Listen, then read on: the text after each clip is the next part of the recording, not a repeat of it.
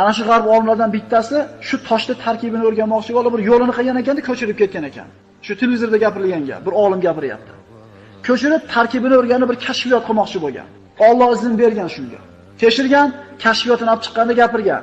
Mana buncha ish qildim, mana buncha yil kuzatdim. Xulosam, yer yuzida bu toshli tarkibidagi kimyoviy element yo'q ekan.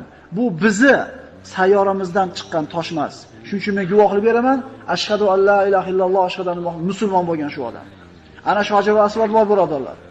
Kim unga salom beradigan bo'lsa, albatta qiyomat kunida guvohlikka o'tadi deyapti. Ya'ni tiqin ekan deydi. Birodarlar, mana hajga borganlar gaplashib qolsanglar, o'zi harakat qilib yeta olmagan odamlar. Bir akamiz aytib bergan, bu hajga bormagan edim men unda.